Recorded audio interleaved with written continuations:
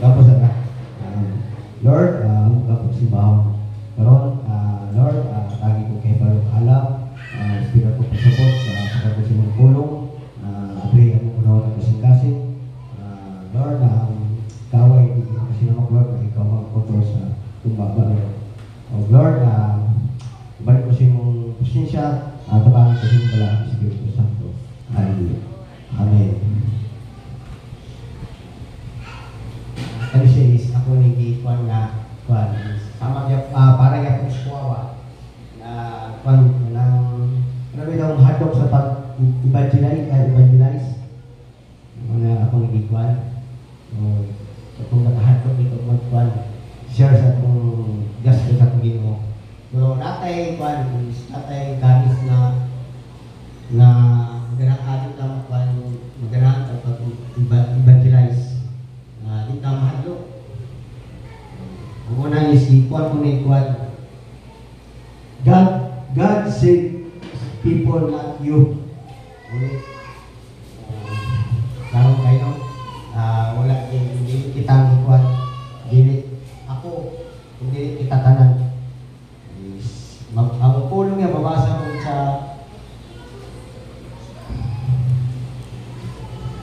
Roman 1:6. Tagalog niya ba? Yes.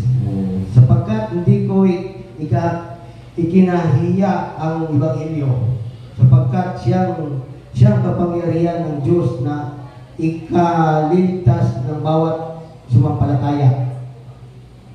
Unay sa Hudyo at gayon din sa Grego. Amo man ko ni Pablo. Una kuan ako sa is nagkuan ko si Pablo sa Hudyo sa gayon din sa Grego. So sa tuwang itingan natong ikuan na to atong itingan natong Sunday bila pastora na magsugod na sa asa tong atong lugar. Kasi pa bagong taas. Sugod na dito na kay dagan din ang atong kuan nga mga atong ikuan na iyang Ebanghelyo kay dagan din atong maluwas na una katong naipagtuog sa atong Ginoo. Amen? Okay, muna magsumura ta sa itong pag-evangelism. Amon muna sign. Sigara na ito. Okay, ikaw is God can supply boldness when needed. Yang mabasa po siya sa Gawa 4:29-31. At ngayon, Panginoon, tingnan mo ang kanilang mga bala at ipagkaloob mo sa iyong mga alipin na salitain ang inyong salita ng buong katapangan. 30. Samantalang iyong inuuna ang iyong kamay upang magpagaling at upang mangyari nawa ang mga tanda at mga kababalaghan sa pangalan ng inyong banal na si Jesus. 31. At nang sila'y makapanalangin na ang ay nayanig ang dakong pinagkatipunan nila at namapuspos silang lahat ng Espiritu Santo at kanilang sinalita ng may katapangan ng salita ng Diyos. Muna yung Lucas sa ilang mga sa ilang mga pagampo mo ginang pandi sa miski sa tuwang galit na kailangan kuhan nila itong Espiritu kay naman sa mga pagampo sa mga sakit kaya muna atong ikuan ko ng sama sa Panginoong Isus nga mo kita magampot ka na ano sa itong apply na sa itong ginagawa nga atong pagsimba sa mga prayer na atong mga kamot, atong iana diba? Grabe na ito, mataas kay aron ko nga ang Espiritu Santo mo kami ba nga ino man rin dalang kaisong yun ang pagkuhan sa akong puro sa akong Ginoo. Siya is kung pa is ang Ginoo mo supply sa panahon nga atong kinahanglan. Di na natin makapanin kanina pero one na siya is ang Ginoo lagi ka makasupply sa kaisong po namin always sa tanang atong pagit. Sana ko na sa atong pakampo sama na ko na naging espiritu sa kapan kaisong ba sa pagpasayang ulong na nakapit siyang kumakan. Amen. Katulad na yun is people rejected Jesus too. Babasa po sa Matthew 19:16-30. Pero taas mo siya, ang ako lang ikuan is, nakuikuan na niya, dahil ako sa 21, dahil ikuan din people rejected Jesus too. Dahil ko nagkuhan doon. At ito sa 21, sinabi sa kanya ni Jesus, kung ibig mong maging sakdan, tumayo ka, ipagbili mo ang tinatangkilik mo at ibigay mo sa mga duka at magkaroon ka ng kayamanan sa langit. At pumarito ka, sumunod ka sa akin. Jesus. 22 is dadapot ng marinig ng binata ang ganitong panalita ay lumaon siyang namamanglaw sapagkat siya'y isang may maraming pag-aari. Mura ang pa ng na-reject ang panel si Jesus. Yung mas isa sa niya kuwan lagi balikan daw tanan ng mga kuwan, ngayunan, paghatag sa mga pobre. Diba? Pero ang binata, wala, nilakaw lang, mura, nag-uul ba? Nilakaw na siya, nag-uul siya. Mura, na-reject atong ginawa si Jesus ato. Tama rin ako na sa tuwa nga, sa itong mga kuwan ron, lakaw na mag-evangelize ta, ma-reject lagi atong ta, nahagi ako yung mukha niya. Dili sa to, ano lagi, nakakuiwaton, pareho kong mga kuwan lang, bago lang nga testimony ni pareho yung itong Monday. Nagkuhan daw sila sa Porpatro, Valencia. Nato sila ikuhan sila sa puno sa Ginoo. Pero gi-reject sila. Naginan sila na makampo na yung gamuha. Basta na yung Bible na muha. Wala, mangyana ng sitwasyon. Ma-reject na ako kasama sa Panginoon si Kristo. Ako gano'n ko. Ako ay isang anak. Ang nato nagsimba. Hindi man wala kang magulang. Hindi makasimba. Mangungkod, saya marchik ano na yun wala ka, wala ka magkuhan sa gabi, makalaan man kasi ba, nanagin ng mga sitwasyon na ato ginagawa ng mga marchik ko sa para sa Panginoon sa Kristo. Amen. Ika-4 is when we are rejected, we are promised heavenly rewards. Basa mo niya sa Matthew verse 11 to 12.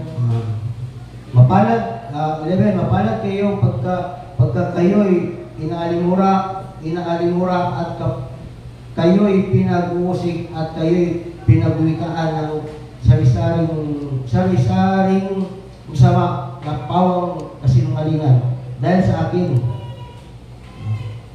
12 is mga galak kayo at mga sayang totoo sapagkat malaki ang ganti sa iyo sa langit sapagkat gayon din ang kanilang pagkausig sa mga propeta na nauna sa inyo. Ngunit ako ginuisip Jesus is nagkuhan siya sa nagtulog kasi mga alagad dito sa bukid, nagkuhan siya mga gusto kasi mga alagad kitang ginakuhan mga malungkit as Mabilis kita puta. Mabilis ka. Usap na yung mga kwarato. Na yung mga upas sa ito. Pero ang ato lang anis. Gusto ato ikuha nila itong upas sa Ginoo. Sama ka, alam mo na katong ikuha na itong upas sa Ginoo. Ngayon, mapanta. Mabilis kita. Usap na yung mga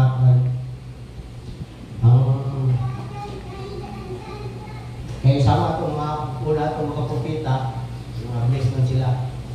Nagtapok sa lahat sa ilang hindi ko ng ating Ginoo. Ilang hindi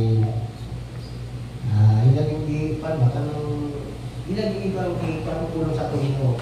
Sa pagpaglakang nila. Number 5 is the Holy Spirit will give you words.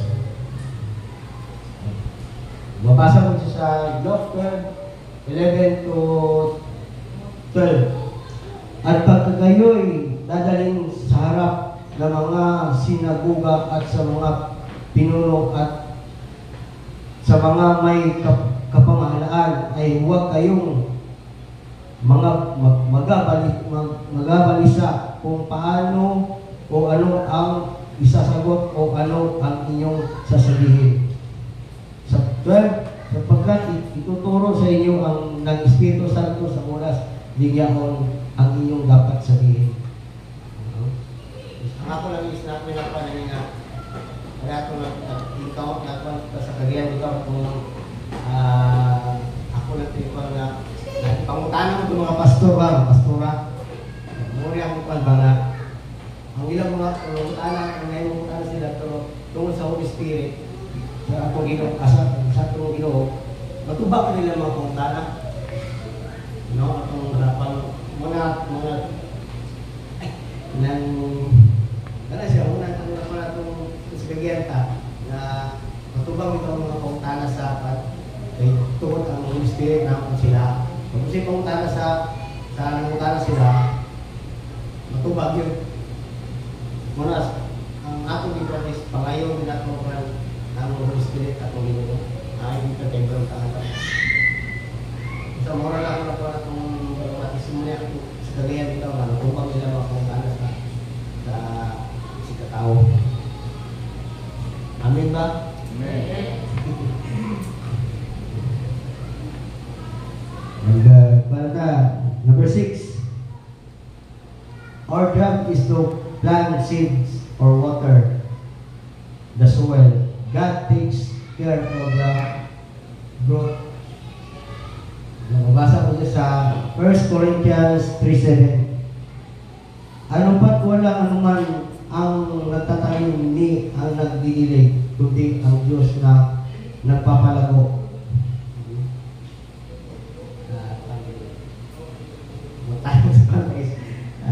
Magtanong din tao sama magtanong din ta o ato yung sama sa ang atong evangelism muna magtanong ta atong evangelism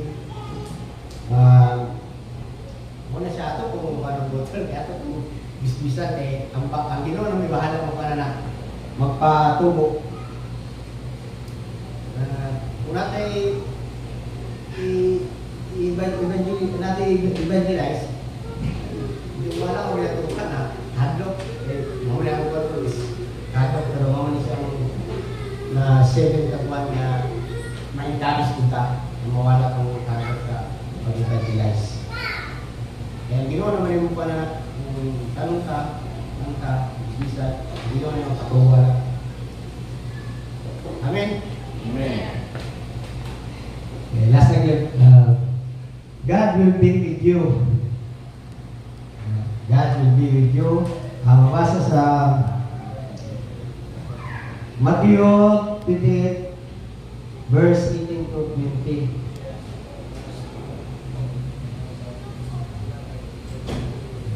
Ako na ako sa second book. Sila.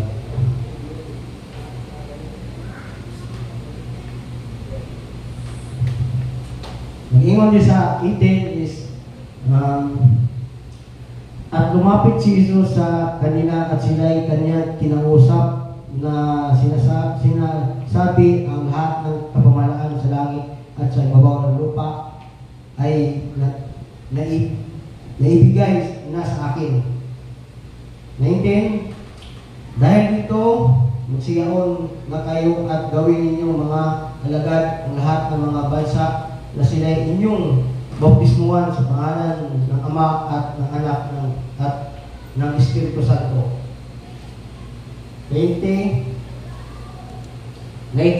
Naituro ninyo sa kanila ang kanilang ganapin ang lahat ng mga bagay na inutos ko sa inyo, at narito ako'y sumasa inyong palagi hanggang sa katapusan ng sanlibutan. Kumain ka ng ikuha na si itong Ginoong Isus na banaw siya ba? Banaw na siya niya. Nato rin siya sa bukid sa Galilea. Niya ipatog po ng mga kalito, mga alagad. Mula-muna yung ingon niya, mga verse, mga sama sa tuwa, mag-evangelize kita. Amen. Wala yung kakitawag ng sa inyo, dalas ito. Petition is, mawag na ito petition. Joshua 1:9. Yes, sir. 1:9. Hindi ba kita inutusan? Ikaw ay magpakalakas at magpakatapang. Magpakatapang na mabuti. Huwag ka matakot ni manglupaypay sapagkat ang Panginoon mong Diyos ay sumasa iyo saan ka man kumaroon. Hindi ka magpan. Sigahan kita. May sugon. Wala sa ito sa itong bonus sa itong Ginoo. Okay. Hindi po ta magpapaypay is magpupa. Ay, kita magpupa. Kaya ang Ginoo na anong sa pagpunta na ako isa ko. Naging kasi yung siya sa yung langis nito. Magulong kita siya. Di po ka makuan, kanina application is, di kini makuan, di kini ma-apply kung di po ka makuan sa mga. God bless us all.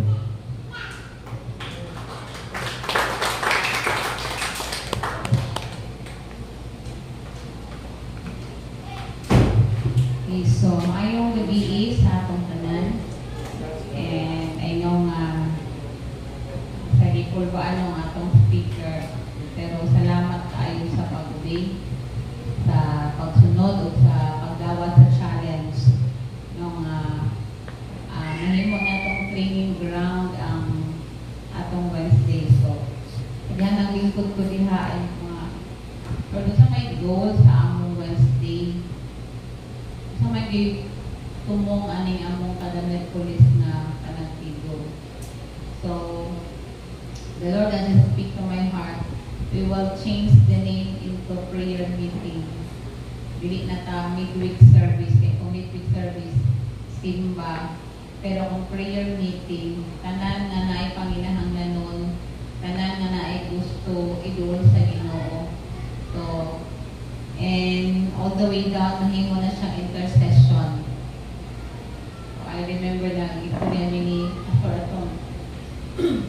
Naging adlaw, ingan siya nga yung pahinumduman ng atong Wednesday. Ingan siya nga supposedly it must be a prayer meeting and intercession. Ingan siya the intercession in the church is very weak. Mauna nga dugay kaayo karang kada ang mga tao. Mga tinuod man sa gyud kay makita mo na tapok-tapok pa ta, istorya lang ako ang pero wala na tani go deeper into intercession. So, ang ginawra ko, naula po ko nga tinuod kita mo kay calling mo gud pa to is intercessor. So, ang intercessor man gud itag naka at bang nimo na siya o kanang lingkod ang una-una na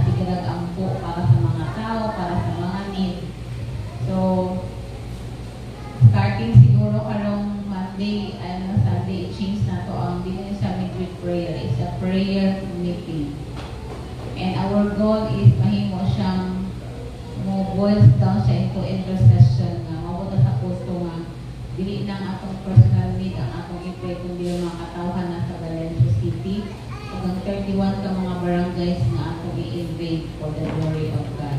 Amen. So mataghan ta og makabangan kung Wednesday. So mato na to mangulit ta og mga prayer request sa kada live group meetings and given a chance kung nga attend sa atong kaamong prayer meeting para ma-pray over ka o matabangan ka sa imong problema. So, para bang dapat na ay goal ang atong Wednesday, dili lang sa imong simba. So, kita nga na adiri karon musugod ka, magsugod ka. Ang makaingon dito na we will go down into our intercession. Amen ba? Sama sa gi-share sa ato karon nga dapat dili ka mahadlok. Paki-plus good atong last niya dyan ng Matthew 28:19. 18 to 20. Ingon diri Then Jesus came to them and said, All authority in heaven and on earth hath been given to me. Therefore go and make disciples of all nations, baptizing them in the name of the Father, and of the Son, and of the Holy Spirit, and teaching them to obey everything I have commanded you. And surely, I am with you always to the very end of the age. So, walay lisod, yung basa kong giawit kayo na walang mahirap.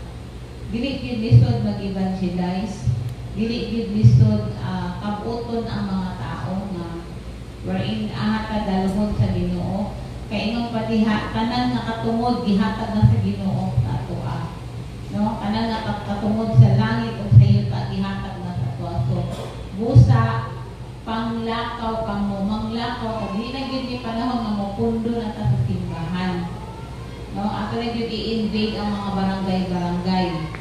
So ingon diha tudloan nato sila nga mo-mature sila, mo-grow sila, tudloan nato sila nga magkaroon sila relasyon sa Ginoo, tudloan nato sila nga mobalik sa pilan sa Ginoo. Ingon ang Ginoo, ubanan ta mo hangtod sa katapusan.